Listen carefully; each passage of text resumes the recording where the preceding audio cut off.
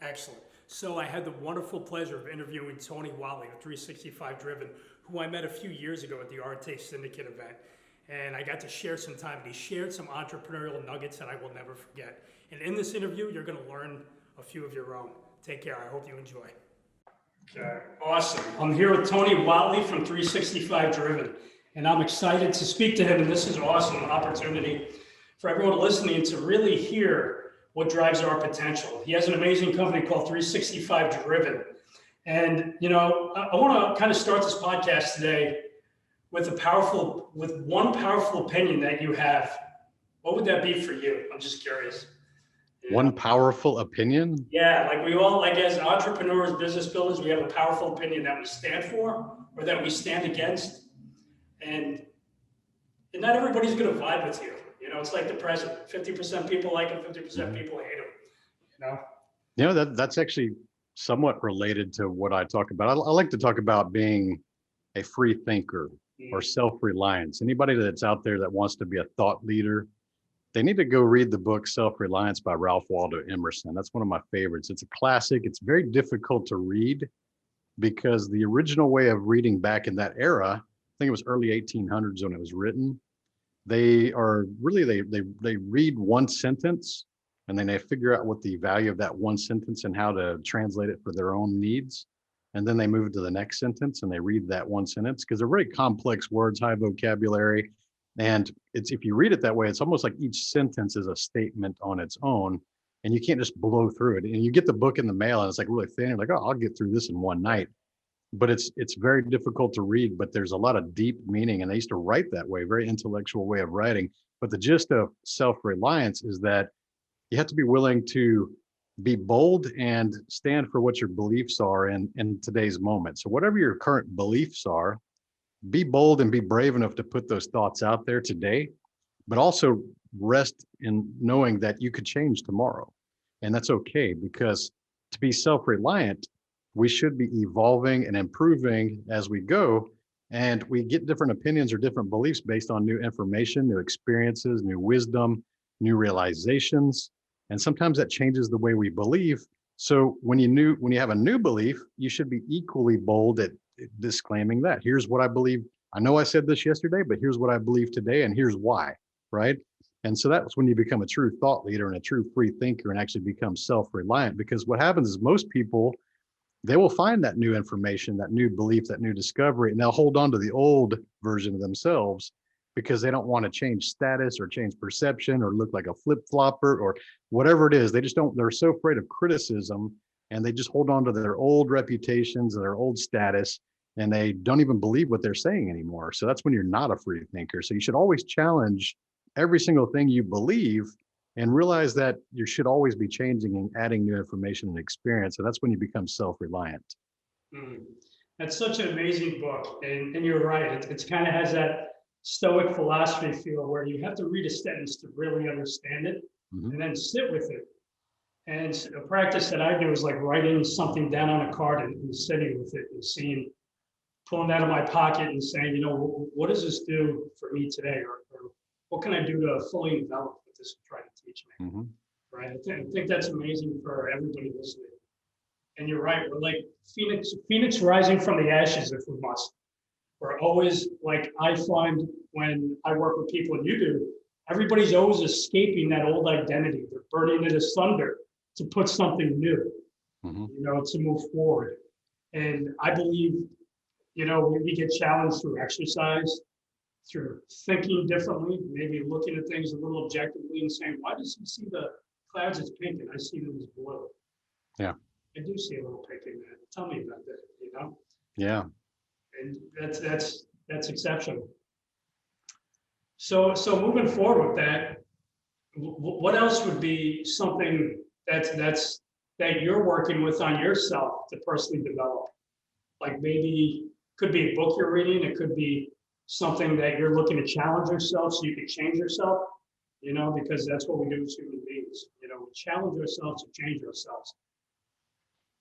I think for me, for 2020, it's been a turmoil-based year. And although I'm very disciplined and have routines, I also feel like I've been slipping a few times on certain things. for example, I'm okay being fit, but sometimes I skip, right? And or I don't do the right set, or I don't eat the right enough protein or something, so there's little gaps in the things. I'm just really trying to fill in the gaps, first of all. So that's one of the things I actually committed earlier this week. We do challenges in my entrepreneurship group, and we called this month's called the Intention Challenge. So we go in there, we talk about the things we want to change in our lives, and how we're going to do those, actually define how we're going to do that. And for me, one of the things that I wanted to challenge myself was actually to be more consistent with my messages and lessons, and also to do more amplification of my message. So what that means is I'm going to start doing less organic traffic building and sharing my message and things, and start to run more paid ads, actually start to invest more in my message to get it out there, to amplify it. So just little holes in the gaps that you're trying to fill. And that's something I'm always doing. I'm always looking actively for the next fear to take on, and something, maybe a skill set I can add to my portfolio. And I'm just always looking for those kind of things where I think the general population would try to avoid type things that are fearful or cause you discomfort. And I'm always looking for those things that cause me discomfort and trying to take those head on. Yeah, I love it. And closing the gap is what we need to do, because sometimes I notice it's a sidewalk crack and we look at it as like it's jumping between two boulders, right? And it's something you said, which is funny. Like you said, you know what? I'm slipping. And the thing is that everyone watching you may not see you slip, but you do.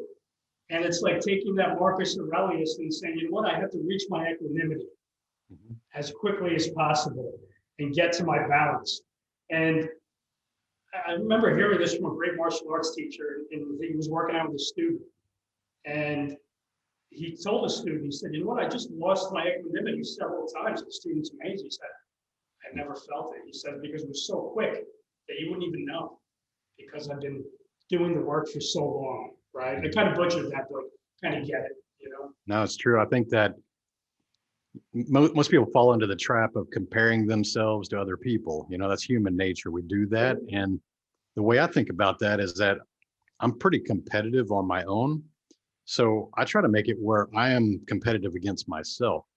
So you talked about like other people may not notice I'm falling through the cracks or slipping in certain areas, but I know, I'm well aware of that, and I'm willing to call myself out. An example of that would be, let's say that I love to road race and race cars. I'm a car guy.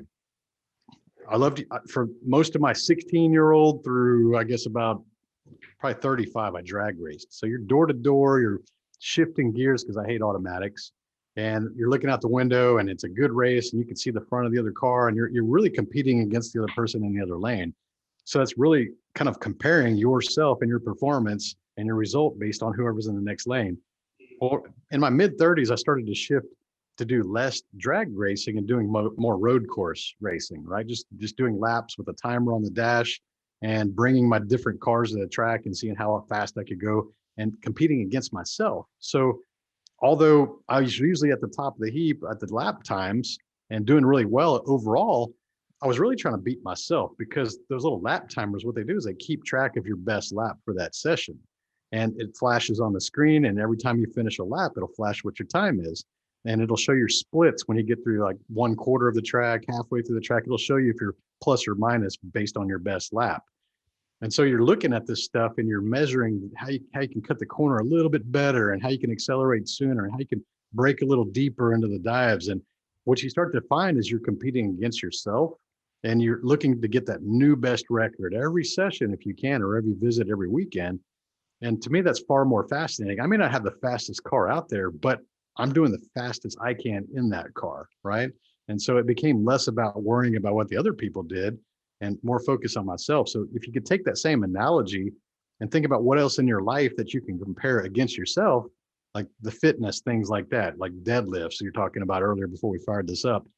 What is it that I'm doing to compete against myself? And is there certain things I can do to get an advantage to beat, who I am or what my record is or my personal best? And I think that's what most people they don't fall into that. They just kind of just do their thing, and they just kind of look at other people, and is it relative enough? And like, even if I was the best of the best at something in this world, I would still be trying to get better. Yeah, I love that.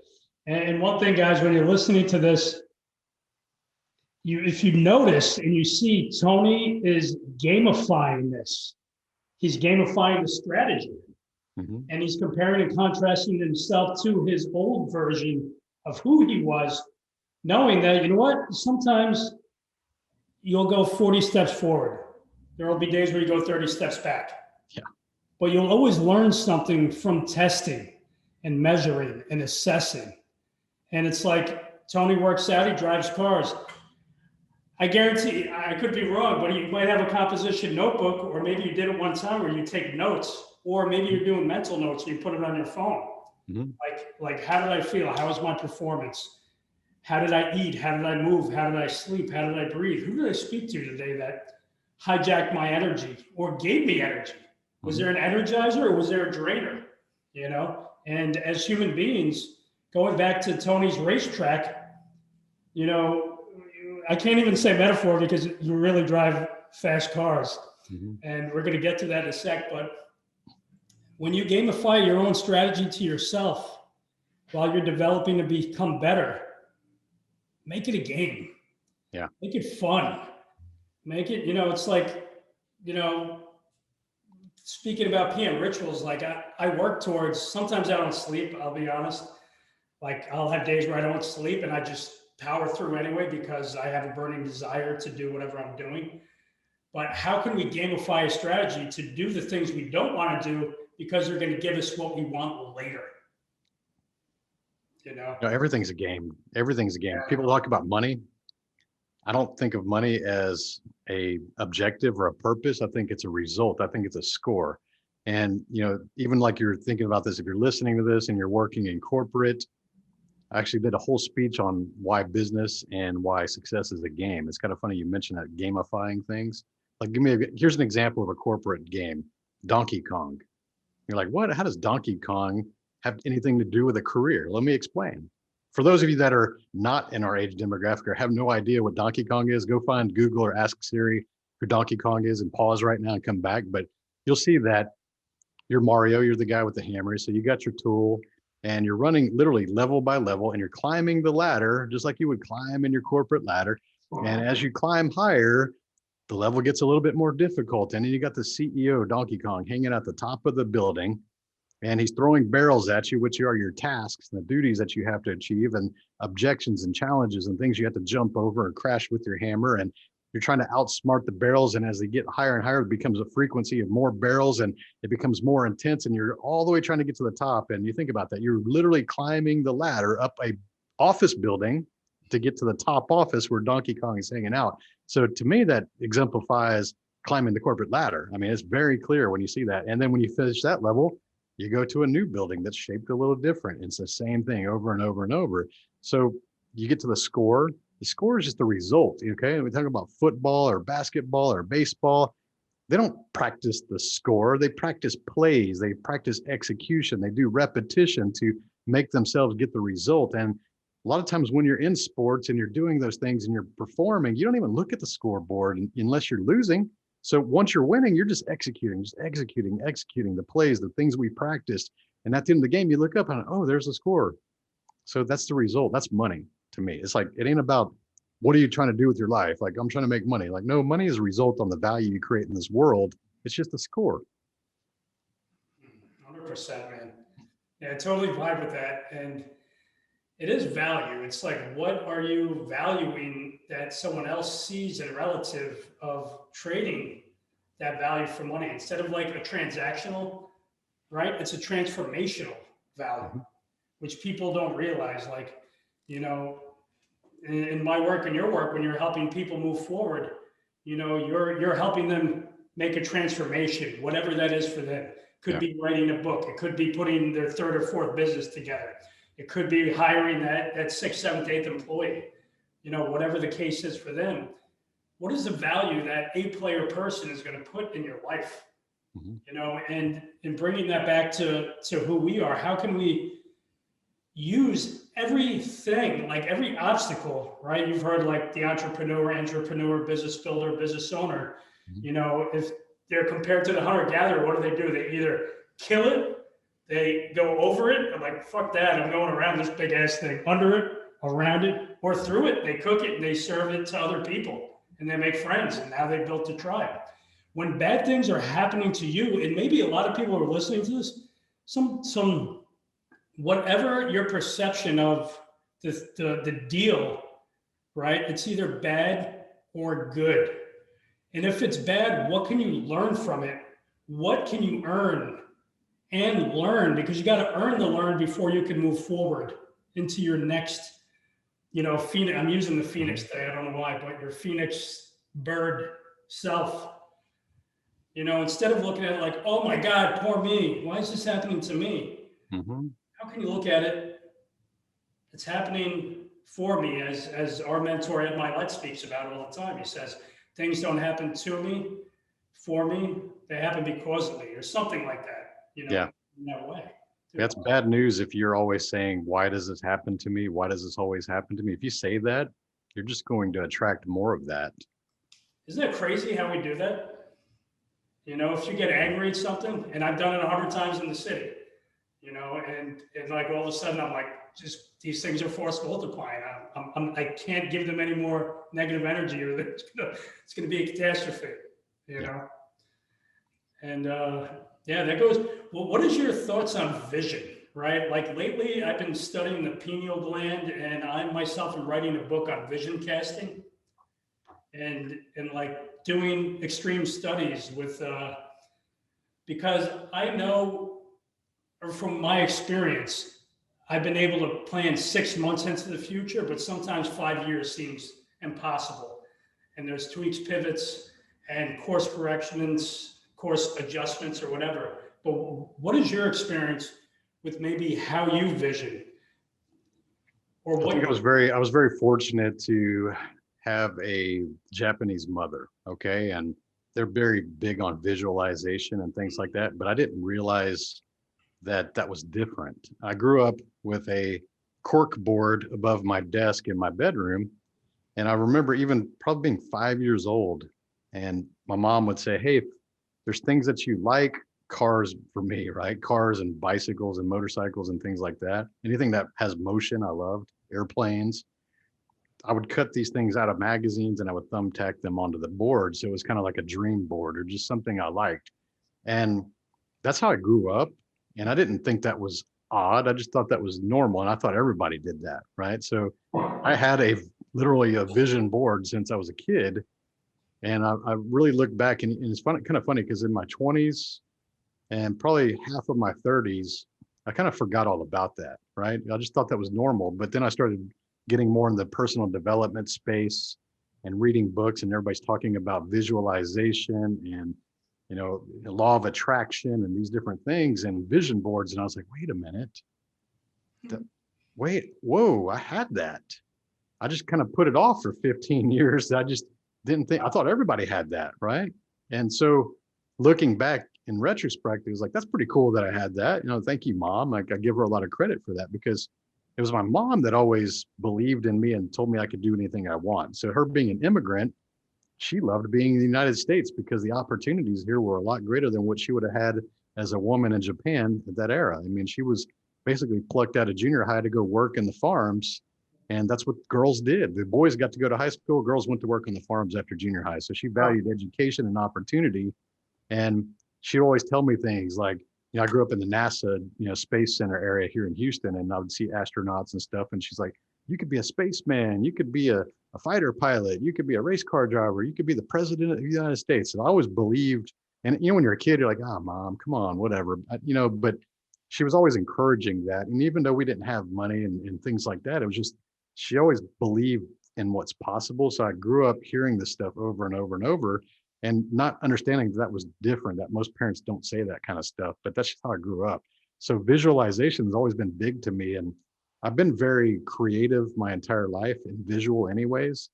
So I can visualize in a high level of detail of things that I would like to enjoy or attain or achieve. And I've always been like that since a kid. So I'm always thinking about movies that I could fit into and things like that. And so I've done that, and I built vision boards. And about 10 years ago, I started building them on my backdrop of my computer screen. And so, and in my entrepreneurship group, sometimes I'll just share, like, here's my vision board right now, and it's kind of funny because I built one 3 years ago before I even started 365 Driven, before my book came out, before any of this, before standing on one stage. But I put those on my vision board, and it's fun to look back and click off like, done that one, done that one, done that one. And here's the funny thing about it. When I decided I was going to write a book, I was like, well, I'm going to write a good book. I put the Amazon gold crest in the middle of that vision board, right in the middle. It says Amazon #1 bestseller. I put it right in the middle. And I showed that vision board. And of course, some people roll their eyes and it's like, only 1% of books become bestsellers, even on Amazon. I was like, well, one, it's possible because other people have done it. So two, me being an engineer, I'm going to go figure out how to reverse engineer how that's possible. And I'm going to go ask the right questions and hire the right people and do the right things and market the right way. Because there's got to be some process that gives you higher odds of achieving that, because I believe it's possible. So, and that's what I did. I hired the right person and I did the right things and I wrote the right style book and got the right kind of cover design. And I did all the psychology of colors and hit #1 bestseller in the first week it released, sold thousands of copies since, because I did the process. It wasn't luck. A lot of the things in people in life, they think it's luck. Like, oh, you're so lucky you hit #1. I can't believe you're a bestseller. It's like, no, it's a process. There's good odds. You may not get it, but if you do everything right, you got way better odds, probably 100-to-1 better odds to go do things the right way. Yeah. And, the cars I buy and the things I'm driving and those things like that, those are things I visualized years and years ago. I mean, I've got 2 Dodge Vipers in the shop right now in my backyard. I didn't think I could afford a $100,000 car. When I was in college, I remember sitting at my desk, and I'm a Chevy GM muscle car guy. I love classic muscle cars. Those were always my favorite. They still are.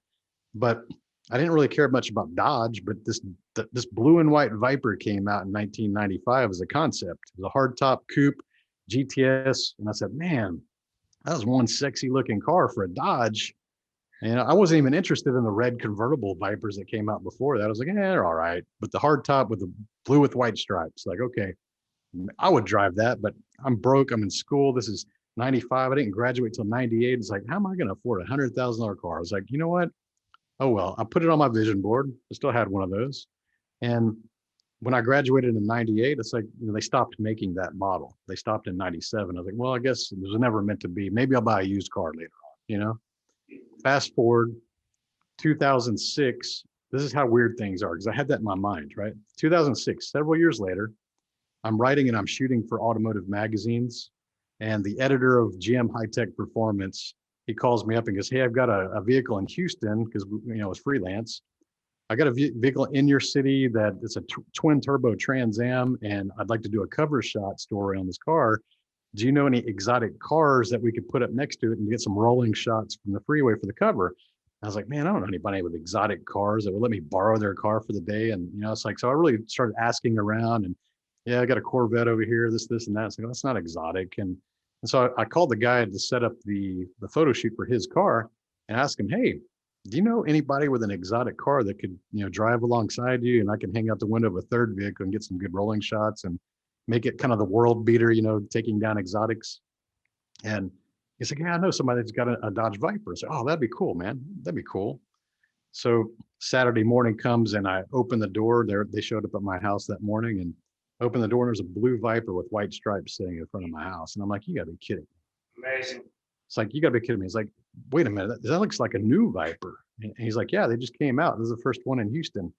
So you mean they came out again with a new blue with white striped Viper? And he goes, yeah, it just came out. I was like, awesome. So I spent that whole day riding in that car, photographing it, looking at it, studying it, being a part of my dream, like visualizing, like experiencing my dream.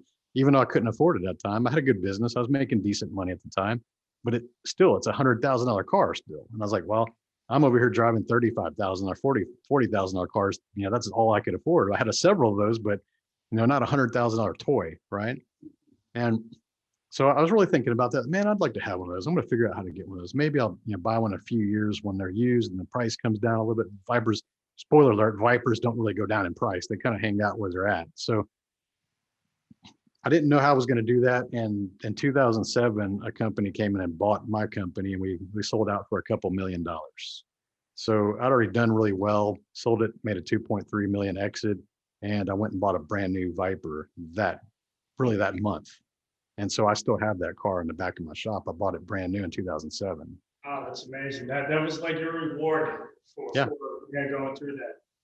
Plant the seed, man. You got to visualize what you want. And what it is your brain will start to look for opportunities to get you to that goal. But you just have to have a goal. You have to plant that seed. And if you don't have goals, especially vivid, detailed visualizing and experiencing them, like if you want a big house, go do some showings and go look at some big houses and walk through those and imagine that being your house, and give your brain a really strong goal. I want you to understand, like, what do you see? What do you smell? What do you feel? What's the texture? What do you hear?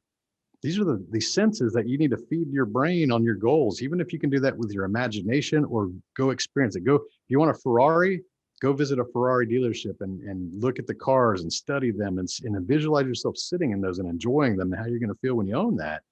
And when you give your brain such a powerful goal, what it's always going to do is be scanning the horizon for opportunities to get you that, because our brain is a very strong computer, if you think about it, and it likes to solve problems. So when you present it with a challenge and you give it a goal, it's trying to connect the dots. It's trying to get you to that goal. And what's going to happen is you're going to start to see things kind of pop up that you would otherwise ignore because you didn't have goals in the past. But when you have goals, it's going to be like, hey, I found you an opportunity. This is it. This is it. This is it. You got to jump on this. This is what we're working on. This is where we're going to go. And you're going to start to see those things and be more, wow, I need to go do that. I think this moves me towards my goal. And that's what I do. It's priceless, because, I'm going to sum up all the greatness you said. I'm going to try. I'm going to work really hard right now. But basically, guys, go out and touch your dreams. Go see, if you want to move into a 8 to 12 bedroom log cabin, go to a place where, I'm in upstate New York, so that's what I go do. But go out and touch your dreams. Go out and drive the cars, even if you can't afford them. Know what they are. Overflood your senses with what it is that you want, and then you're going to figure out a way. Your brain is going to figure out a way. It's going to fire and wire what you're intentionally focusing on. And I think it's huge. Like, instead of like what I'm practicing, it's not meditation. I call it visionation, where I'm visualizing what I'm seeing and like intentionally doing it every day for 15 or 20 minutes. Because something that Tony touched upon earlier, with the race car track and going around and measuring and assessing and getting that turn a little bit better, and maybe taking off the drag of the car by passing over lanes, something I do now. But it's, your and I'm going to quote this from Chris Brogan. He said, repetition is reputation. Right? Reputation is repetition. And if you're just comparing yourself to you and your best version of yesterday, Tony's having fun. He's gamifying it. He's gamifying the strategy, maybe, and I'm sure he gives himself rewards, and it could, depending. But I think that's huge. And enough people would truly believe that they could go out and touch their dreams and just do it. The mind finds a way. It goes back to Napoleon Hill and everything, the burning desire, definite major purpose, the stories of just being intentional. Because, guys, sometimes you're going to be tired. You're going to be exhausted. You're going to be wasted. But when you have a burning flame desire to do something that you truly, deeply want to do, you're going to find a way. And you're going to hold that tension. And it's tension. Yeah. And it's an intention of doing it and committing and having that unwavering faith and extraordinary effort, which I think if you can hear that and write that down with the nuggets that Tony dropped and practicing, life is practice. That's what it is. We're here to test, like the name of my podcast is Beyond Failure, but it's beyond testing. It's like, it's not even failure. It's like, it's luring you to test. How can I tweak and make it better and course correct and figure it out? Let me ask that girl out, Yeah. The worst they can say is no. We'll do that, Yeah. Right. And dude, I'm excited because if people can tune in to where they're at and cut through, here's something I want to talk about. And I kind of use this podcast as a conversational interview.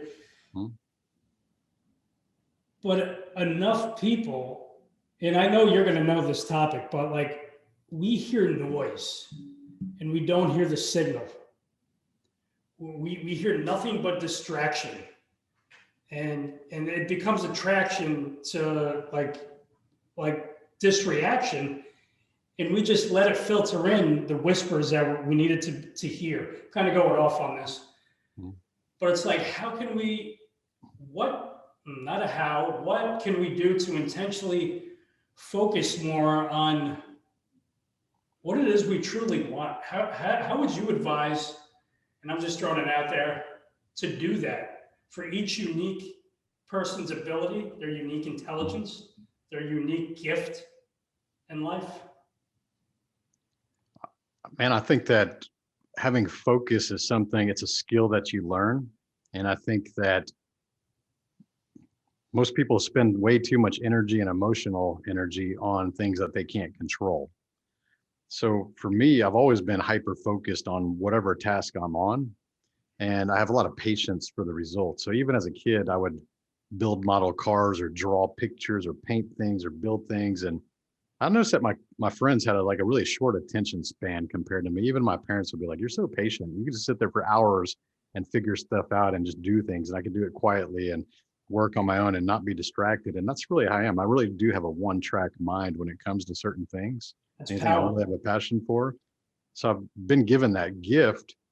But for me to teach other people how to do that, I started to think about, well, what is my thought process to get to that point? So for me, I try to push away anything I can't control and waste energy and emotion on. And I try to be really focused on the things I can control. And most people want to just really have these emotions or anxiety or fear of all these things that are beyond their control. And the way I think about it is like, if it's not within your control, you're not going to change the outcome. It is what it is. It's going to happen no matter what. So you might as well focus on the things you can control, which is your effort, the time you're putting in, moving those distractions out of your life, and just doing things that you can just kind of be more focused. So a lot of times, people have a desk, it's all cluttered with a bunch of crap and it's a lot of distractions, but it's your control that you can actually go clean your desk and actually clear that stuff out of there so it's not distracting to you. It is within your control that you can turn your phone ringer off so it's not ringing or beeping or buzzing, so you can be focused on the thing that you're worried about. It is within your control to create a schedule for your daily activities, to understand where everything fits in and how you're going to make everything and find the time for the things that you really need to do that matter. So we do have a lot of control in our lives, but we give that up because we cater and we say yes to distractions. Now, if you got that people pleaser type personality, which we usually do when we have an empath type heart, you got to realize that every time you say yes to somebody else, you're saying no to yourself.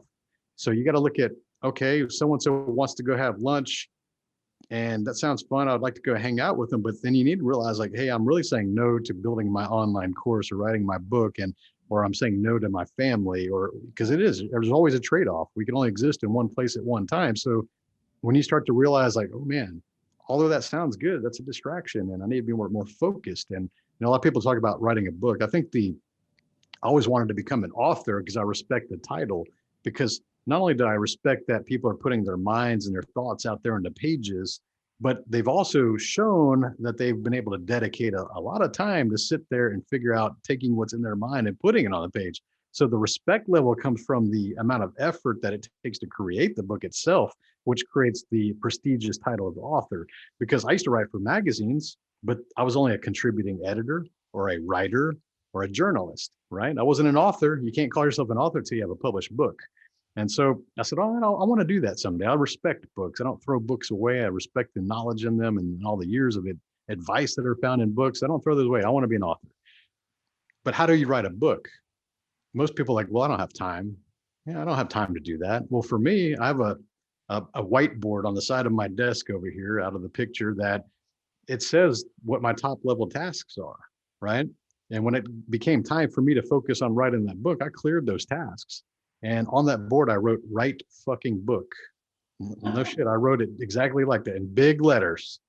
And so what happens is that becomes an anchor to look at, to remind you of what's important.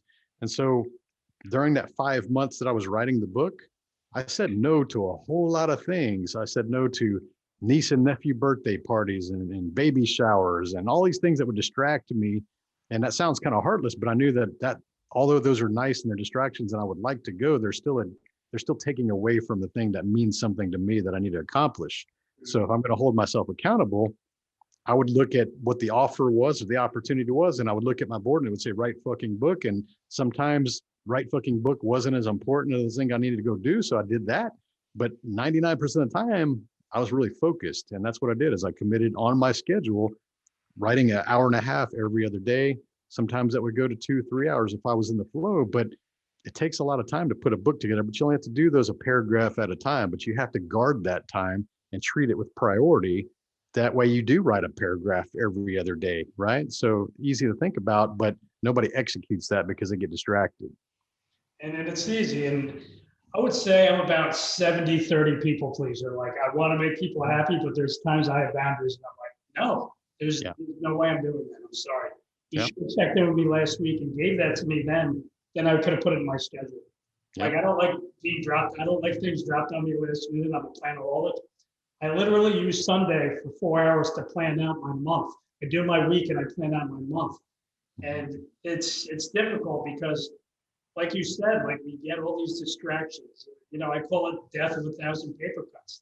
They take your attention and they take your intentions of what you're trying to do because everybody else has their agenda and it's not you in it, you know? That's right. It's not yours. And someone who's a professional procrastinator, definitely procrastinating for years on my own book, thinking, I don't know. I don't, you know, I got to surround myself. And now, you know that you can compound. Like I know I'm going to be approaching Andy, Ed, possibly you, and all these other people for knowledge and skills and my abilities of visioning, right? Because it's such a topic that I want to explore. But it's true. Do the fucking thing that you need to fucking do. Like bottom line. Like it's how important is it not to happen? And the one thing, we have linear time, right? The one thing, this is gonna get gray as fucking hell one day. Yep. And I'm gonna go under the ground. And one day the lights are gonna go off. And it's gonna be completely done. And if I didn't do the thing that I wanted to do, I might think about that. And that actually terrifies me to be like, that was my last thought, that I didn't write that book. I didn't speak to that girl or that woman or whatever the case may be for other people. But for me, it's the book right now. So, and like you said, there's shortcuts to things.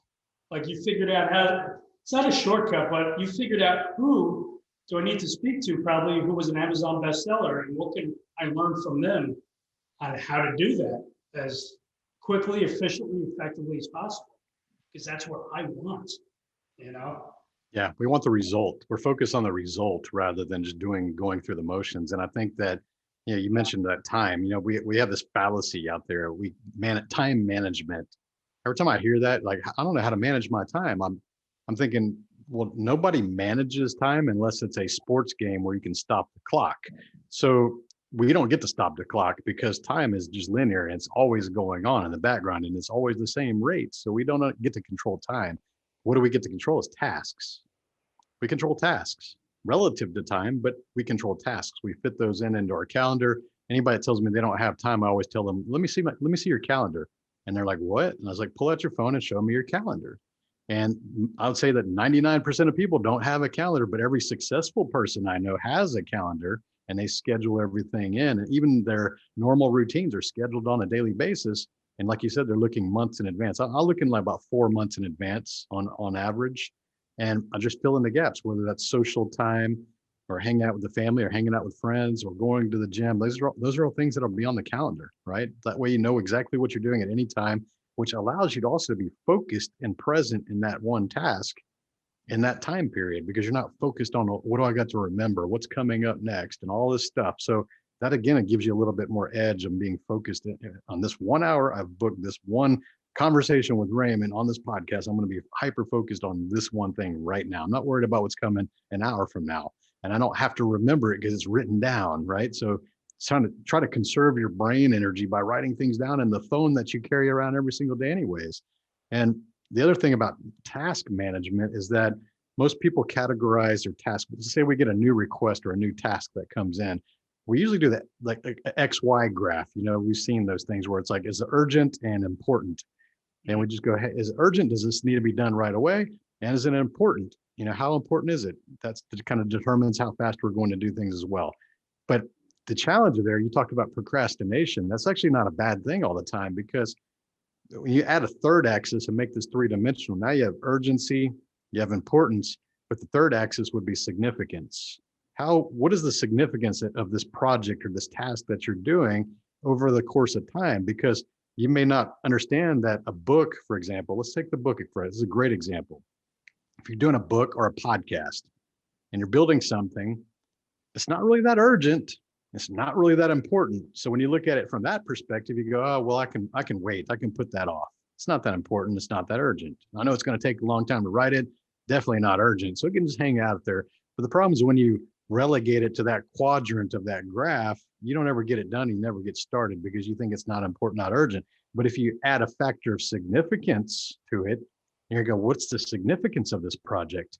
Well, if I write this book and it does really well, I could become a New York Times bestseller. I could be paid hundreds of thousands of dollars every year to go stand on stages around the world to share my message to impact people.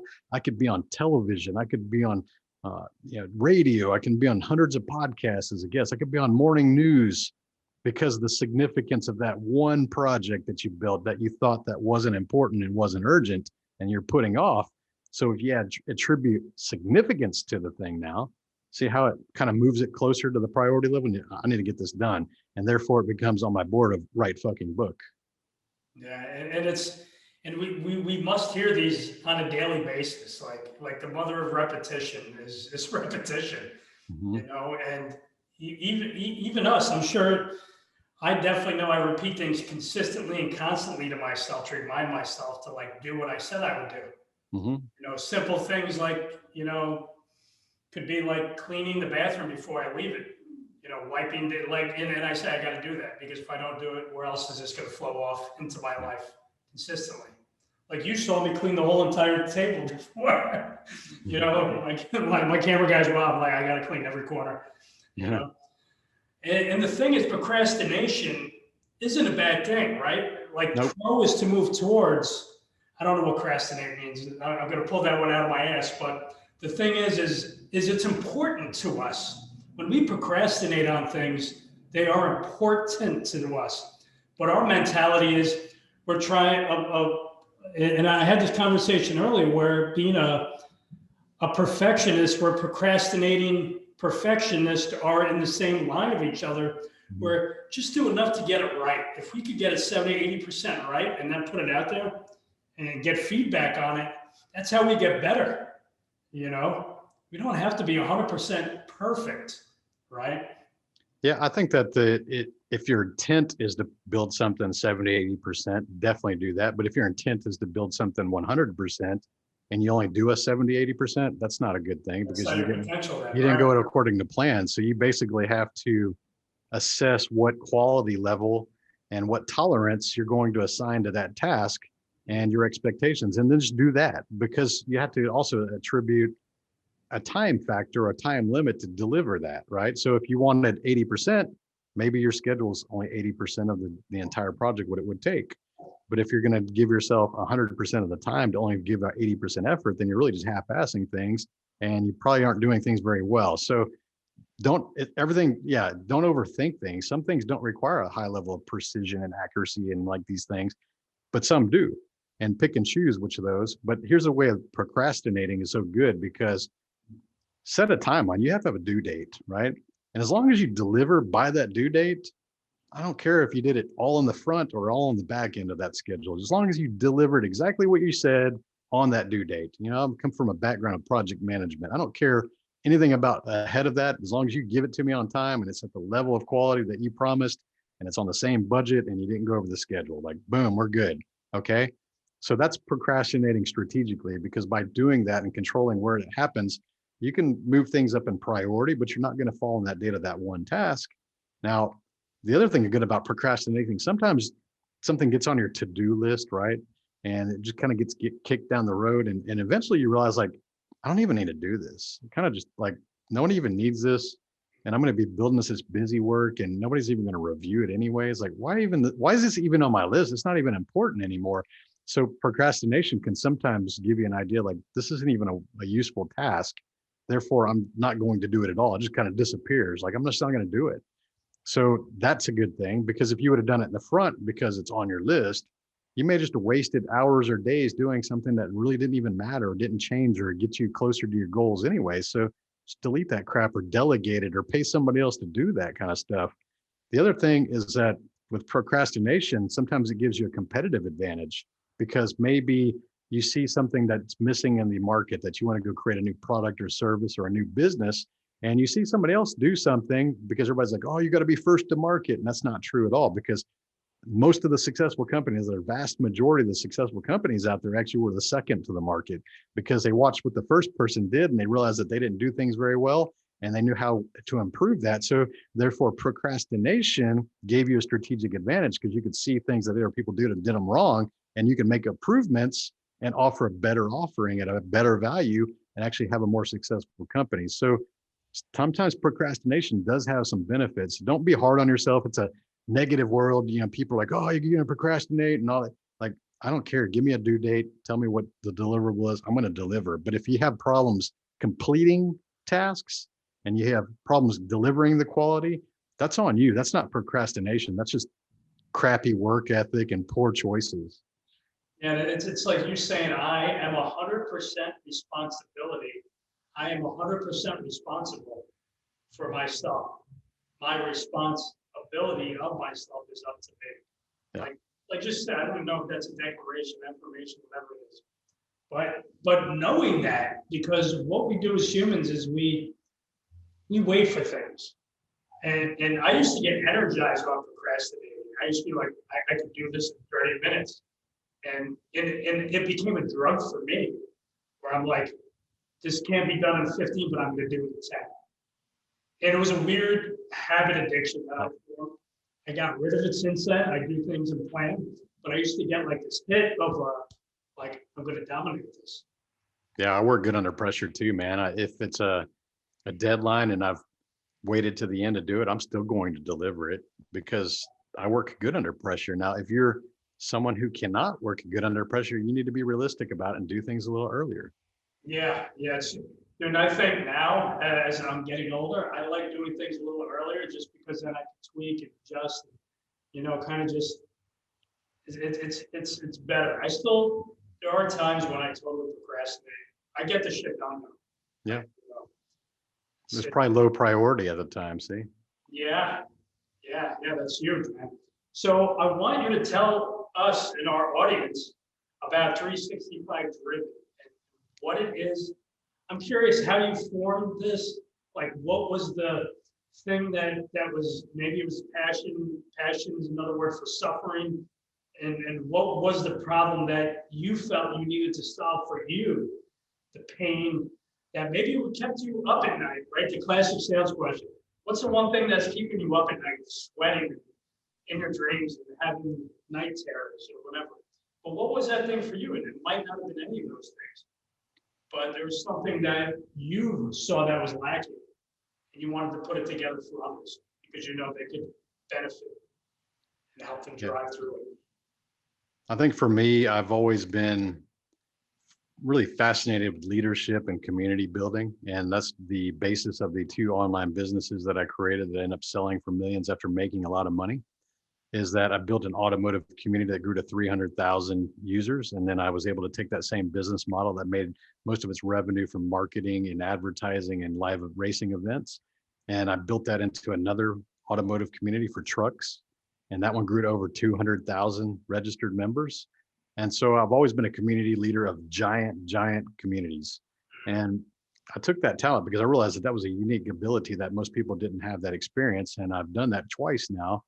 And I started thinking about what is it that I want to impact this world with? And although it's cool to have fast cars, that's not really impactful to people's lives. Like I teach people how to be a good driver and have cool cars, but I wanted to teach people how I got those things. How do I afford those things? And I've always been fascinated with business. When I was a kid, I was always I go to the grocery store with my mom. And while she's out shopping and doing her thing, I would run to the magazine rack and I would read my Hot Rod magazine. I would read Forbes and Entrepreneur. And although I didn't have money in my family or anybody that was a business owner at all, I was just always curious about what that was and becoming a business owner, because really I wanted to be my own boss.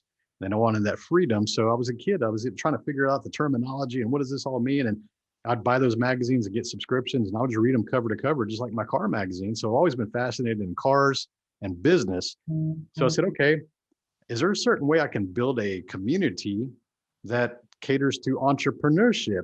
And the answer is yes, because I already know how to build communities. I'm just going to do it with a different subject. So my goal became, well, that's how I'm going to impact the world. Because if I can teach people confidence and business principles and allow them to become free, financially free, time free, location, proximity free, give those freedoms to people and teach them how to do that, that's not only going to change their individual lives, it's going to change their families' lives. It's going to change their children's lives, their grandkids, their unborn great grandkids. Generational legacy changes is what I'm trying to do. When you get in your 40s, you start to think about, okay, I've made a lot of money. Let me figure out how to impact more people. How does my give back, right? And so I need to do this on a big scale. So the book was the first thing. The podcast was the next thing. Speaking on stages became the third thing because I developed a skill that I actually love now, the public speaking. And these are the things that I'm doing. So I'm using my community building talents with entrepreneurship to grow that to millions of people. That's my goal. It's going to happen. I already visualize it. It's going to happen. And that's how I'm going to change this world, by helping other people learn what I've learned and the mistakes I've made and doing these things. And it just became in 2015, I left my oil and gas career. It was a multiple six-figure salary. I was in middle management going on the executive path. And I just said, this is good, but it's self-serving. And I'm in an industry that doesn't really care about people because we're very disposable whenever there's a downturn to do these layoffs. And I got to be where I was having the one doing the layoffs. And then I ended up getting laid off and having to pick people to take my spot. So I said, I don't like doing this. I don't want to do this the next 20 years. It was just serving an ego, a sunk cost fallacy of getting the engineering degree that I paid for myself. And I didn't want to air quotes waste my degree or waste my 20 years of experience and all these things. And I said, this isn't going to create impact in the world. This is going to give me a good retirement and I'm going to have maybe a bigger house. And like, I really needed that. Right. So I thought about, man, I need to go do some impact. I need to go give back. I need to figure this out. I need to use the skills that I have and the passion I have and figure out how I'm going to change the world. And for me, that was engineering. That was the old way. Now I'm focused on entrepreneurship and how to teach people to do the things that they need to do. So that's really when it started, was 2015. And the idea, 2017 is when I actually launched 365 Driven. And now we got thousands of members in there already, and it's growing. And the podcast is booming and standing on more stages. And I've been on TV and I've been on the radio, and all those things that I talked about have happened, so it's pretty cool to watch all this stuff happen. Oh, it's amazing. And it's just like knowing that, you were on a hero's journey, and I feel like you're on what Stephen Pressfield wrote a book called The Artist's Journey. And now you're taking your art and you're refining it, you're tweaking it, you're setting it, I don't want to say asunder, that'd be the wrong word, but you're setting it sail, right? Because you've done this before. Mm-hmm. You've already created these skills, knowledge, and abilities to multiply where you're at. I think that's exceptional. And yeah, so what's something that's exciting you about your future moving forward at 365 Driven? You started a book, a podcast, your business online, which is phenomenal. It's a very positive, upserving kind of community with nothing but potentiality, if that's where that is a word, potentiality in mind. Well, what's new and exciting for you that maybe you're looking forward to do? And it could be anything. Well, I guess I started from standing on other people's stages, knowing that I would eventually have my own events. And that's what we started.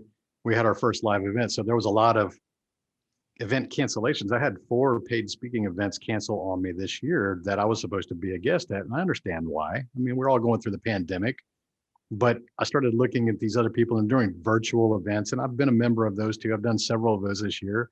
And I don't hate those things, but what it really told me was that those were half-ass efforts, and that people need a leader who are willing to go out and do things above and beyond what the norm is. So I said, you know what? I'm going to do my very first live event in Utah is what we did. So we actually rented out a really beautiful retreat, the entire facility, all the accommodations, and we had a very high level mastermind type 3-day event where we did, some spiritual stuff. We did the yoga and meditation. We did the fitness thing. We did the hiking in the Zion National Park.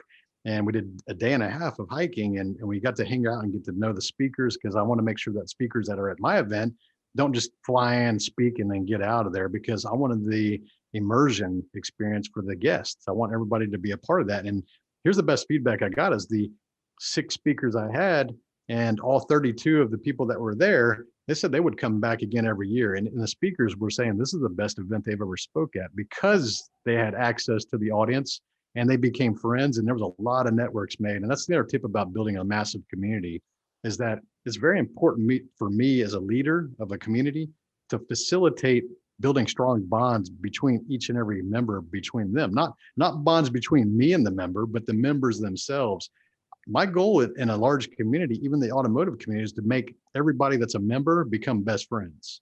And I facilitate that by doing the different things I do and the challenges and all these different things, because when they build friendships within your community, they're always going to remember where they met those people. And they're always going to come back to mother base or home base, and hang out inside that community. And that's what I did with the automotive. That's why I became #1 in those genres, is because I was focused on, this isn't about me. This isn't my ego that I'm feeding. I'm building community between all of them, and they're going to keep coming back. I'm just using the same principles now, the entrepreneurship thing, and it's working. And the live events were just part of that. So we plan on doing at least 2 events a year, probably spring and fall when the weather's cool off in different areas. And that's the next thing. And I can envision that this becomes very big over time. I always wanted to have the small event and then maybe some bigger event, like every year. Mm. That's awesome, because when you teach people to lead themselves with others, that's how people nurture a relationship, and they figure out who they're truly connected with, right? Like we're part of the same thing, the Aretesyndicate. There's certain people I connect with. There's other people that don't connect with me, and you figure out who your tribe is. Mm-hmm. And this saying comes to mind, like, a leader is a bleeder, right? They're willing, and bleeding doesn't mean metaphorically cutting my head or whatever, but I'm sweating with you. I'm having deep talks. We're talking about things that are important to us, right? And we're leading ourselves to that point that I always say, I have a saying, sometimes, like, being a leader is like a guiding star. It's not a distant shore. It's something that we're always following towards, and we're always looking to get better. And it's a lifelong journey until the end. Yeah. Like for me, leader means coaching, like helping people figure out a direction and guiding them towards that. And you do the same thing. You've done it with multiple businesses. And yeah, I've seen you talk. I saw you talk at the Arte. I remember. I actually have you on my phone, which is pretty cool. Yeah, now it's in a computer, but those things wouldn't have came to be if you weren't intentional about it. No. And you know how to manage your emotions, and you know how to be serious. And I saw that value. I'm like, Tony has like a stoic way of being. Like, I was talking to somebody, so I was talking about it, but I was like, yeah, it's a very, like statue, like strong leader type person that you are. And you know that, you exude that. Mm-hmm. I think that's a trait that has helped guide you to where you are. And I think that's an exceptional trait that a lot of people really just want, right? And they think that they can't have it because of a story they told themselves. And the truth is, you got to invent a new story, man. Yeah. There's different types of leadership for sure. And I think that there's no one way is the best way. I think we all have our different styles. And I think that you should understand what style you're closest to and enhance that by studying the people that maybe fit that same type of mold. How do they do things? How do they create influence? What are the words they use? What are the physical presence or the energy that they put out to create their leadership because you can only be the best version of you. I mean, I shared a stage with guys like Ed Mylett and Andy Frisella, but I can't be a better version of Ed Mylett or a better version of Andy. I can only be the best Tony Whatley. So in the competitive side, and going on stage in St. Louis, to me, I'm going to go up there and deliver the very best performance I have within my capabilities. So even though I only had a few minutes, my goal, here's the thing, my goal when I took that stage was to give the very best speech of the day, not the best speech of Tony. That's a given. I'm going to do that anyways, but I'm going to go up there and give the most value, even if I have the shortest amount of time. My goal is still to give you the most impactful speech of the day. That's how competitive I am. Okay. And so when you can start to feed those kind of levels of making it gamified, like you said earlier, it kind of makes it a little bit more challenging, but it's within your abilities to do that, right? It's within your capabilities, within your abilities. You just have to have the confidence to go do that. And sometimes the people that were in that event were like, dude, your speech was the best. And it was only a few minutes long. But the thing is that was my intention. Okay. And when I took that stage, I was like, I'm going to go out here and give the best performance I've given. And another example is these podcast interviews. I've been over 250 shows now, right? But I always challenge myself to tell my story a little bit better. And I always say that the latest podcast interview I do will be the very best interview I've given. So even then, I'm still competing with myself to improve the way I do things, speaking with a little bit more emotion, clarity, getting the attention, grabbing people through the microphone because I want to impact some change, but I have to improve. I can't just go, it's another podcast. There's been 100 of these. I'm kind of tired of saying the same story. Like, no, guys, this is a entertainment opportunity. It's a way to amplify your message to grab impact. So to me, I always try to make every interview the best one I'm going to give. And I call it entertainment, right? We're training for betterments and improvements in life. Nice. That's, I mean,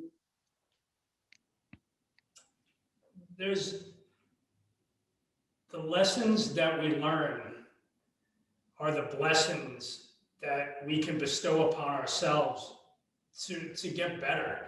And anyone listening to these podcasts, we go from people who are action takers. They're going to hear Tony. They're going to hear me. They're going to take a pen. They're going to put it on paper. They're going to be like, I must do this today.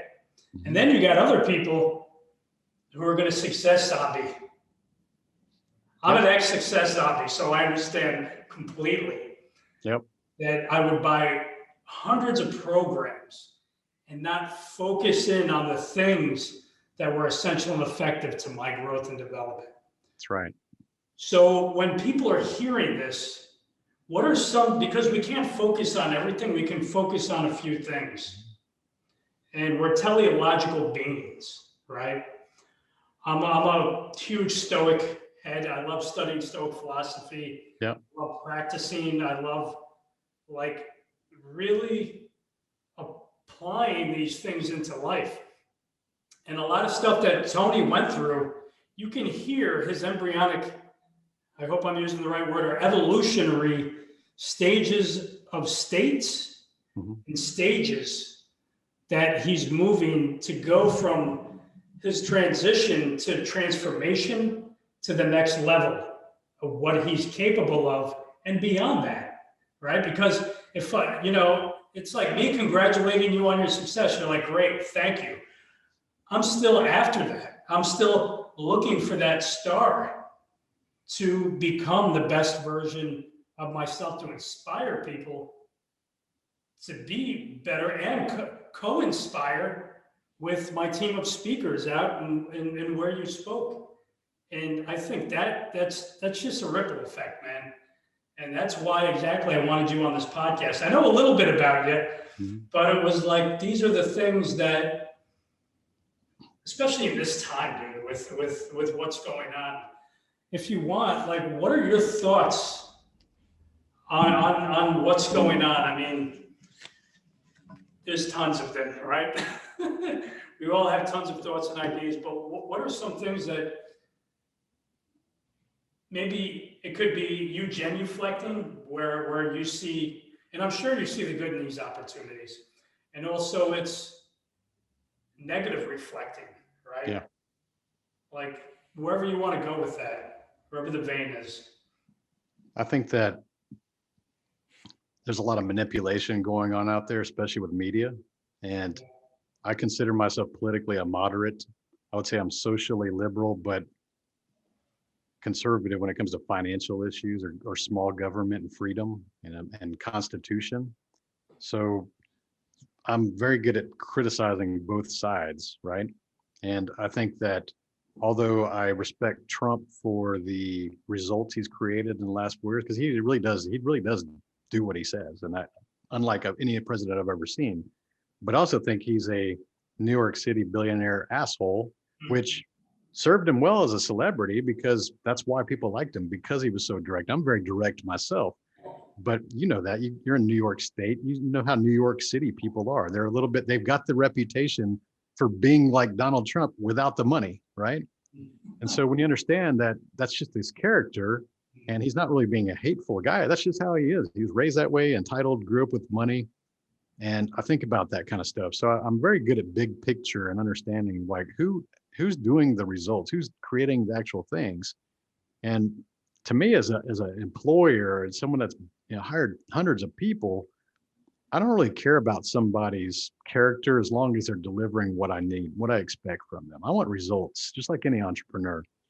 You could be the biggest asshole, but you're delivering exactly what I expect from you. I'd rather take the actions versus the nice person any day, right? So I kind of push that aside, and we're seeing all these different things, and there's a lot of people that love CNN and love Fox, and to me, I think they both equally suck. Okay, as a moderate, and I think that most people don't know what confirmation bias is. So they think that they watch the news that aligns with their values and that makes them feel good because it's confirmation of their bias. Literally, confirmation bias is. So they show up every morning and they go to the feed trough, and CNN or Fox is dumping their food in there every day, and they're lapping that up, and they're like, oh, I feel so good. I feel so comfortable because they're saying exactly how I feel. That's the most dangerous news there is the one that agrees with you.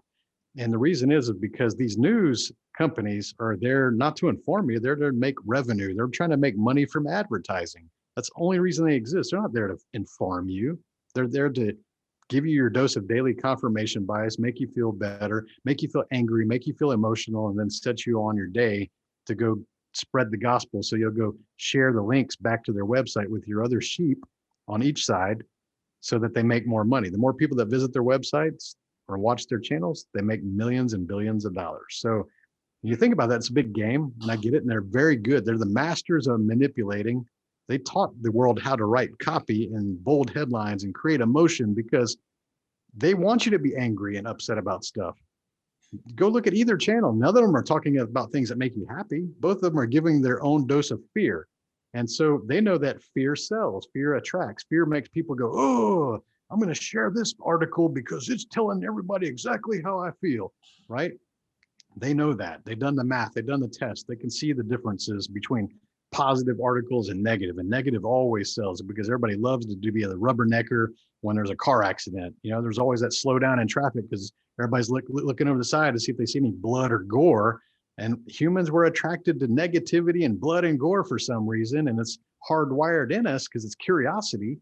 So they just serve you that in the headline form. And that's what we're seeing a lot going on with this COVID and the masks. And the reason all these things are political and have split perspectives is because they're manipulating both sides of that news to get the people on their base. Think about this, like CNN, they're not trying to win Republicans over. They're not trying to get the Republican viewers.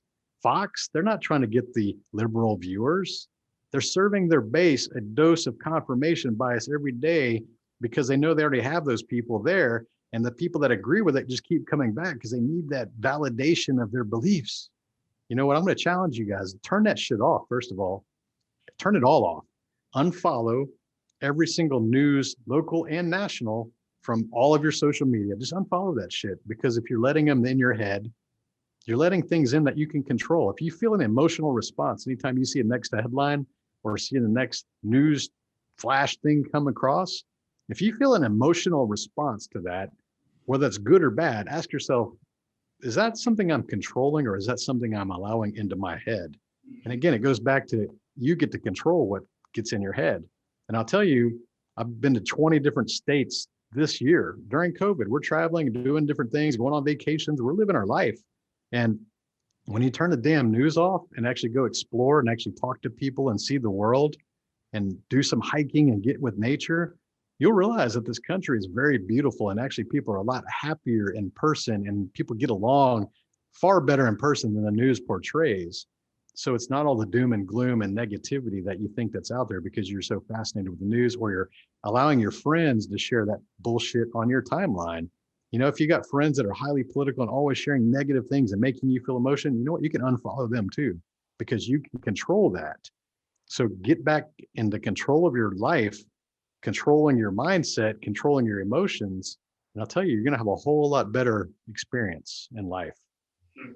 Dude, I love it. 100%. There should be a bullwhip sound at the end of that. I just loved it. You know, and the thing is, and it's funny. It's like sometimes when people say take care, I'll say take control. Mm-hmm. You know, instead of take care, take control. Because a lot of us, we have other people's thoughts. We have our family's residue. We have the neighborhood's residue. And then we reflect that as, oh, we have our own opinion, right? Always thinking for yourself first. And it's hard to do if you haven't done it for a long period of time, but start trusting, like for me, the coaching, I guess, thing, it's like trusting your gut, intuition or tuition that you paid. Your gut's not always right either, man. Your gut will lead you to shit and astray, but your logic dictates, and sometimes you got to match the little bit of intelligence you have with the gut, and then trust that you're going to pick the right answer, even if it's wrong. You know? I think you have to have core values. Everybody needs to have their own core values, and that's usually 8 to 10 things that dictate your decisions and your actions in life. Okay. And they're the non-negotiables that you believe in truly. And I get it that our beliefs are based on society and environment and factors that are our teachers, our parents, our friends, and we're conditioned that create these beliefs. And that, you know, you mentioned about, you know, if we lived somewhere else, or we were raised by different parents, or we grew up in a different state, we're probably going to have different beliefs. If you're born in a different country, maybe in a Muslim country, maybe you would be Muslim and you would be equally ferocious about the Muslim religion and believing that in all that, and thinking Christianity was terrible as enemies, right? So realize that the beliefs that you have are based on your environment and how you're raised. If you were just literally born on the other side of the country with a different set of parents, you would be equally strong about your beliefs and have this conviction, but it would be beliefs based on another system that you were raised in. So when that in mind, it's kind of actually freeing, okay? Because a lot of people think that their beliefs are their beliefs, but you got to take a step back and gain some awareness and go, no, your beliefs are basically the way you were raised and the things that you were taught.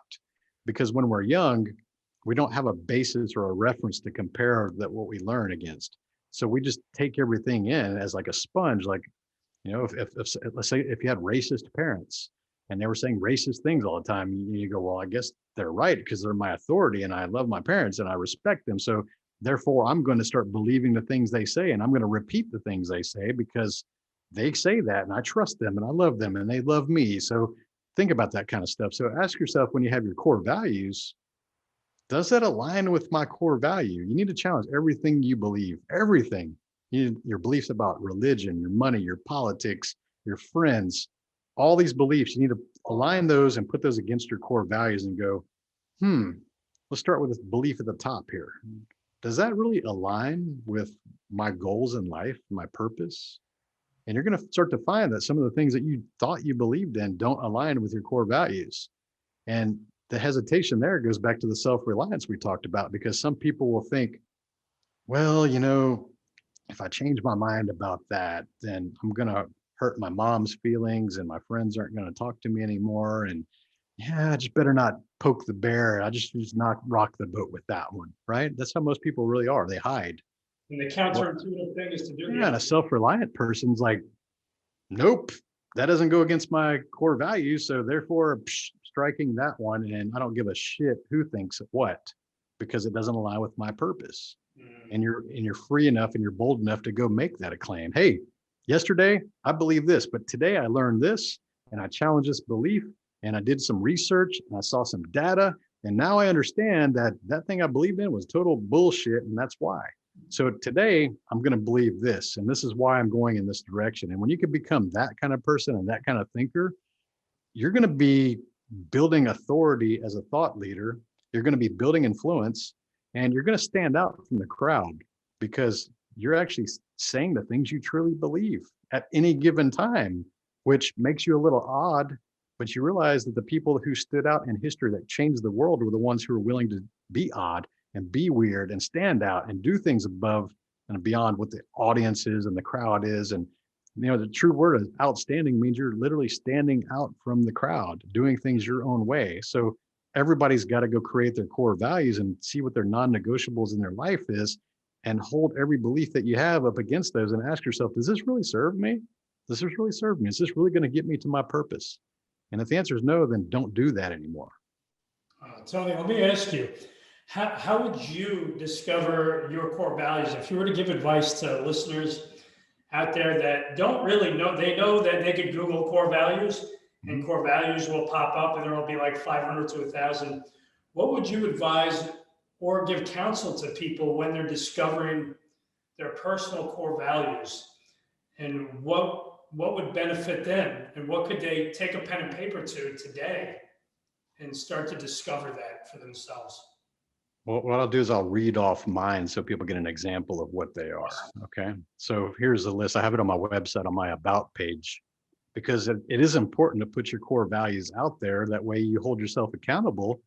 And I would recommend that you print your own core values off onto a piece of paper or write them on a business card and keep it in your wallet or your purse.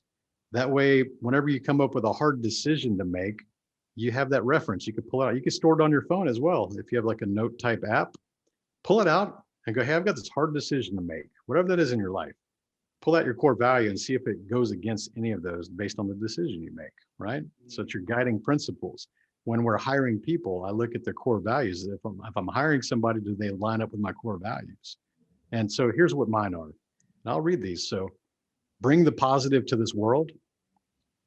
Constructive consistency always wins. Give more often than you ask. Maintain respect with every interaction. Do what is right, not what is easy. Good isn't good enough when better is possible. Take accountability for your action and your inaction. Strive to become a better version of yourself. Have fun, make memories, and find success. So those are my core values. When I have a hard decision, I can go back and look at those and go, nope, that violates number 3. So therefore the decision is very easy. It's this way. Love it. It's kind of like, if this happens, then this happens, right?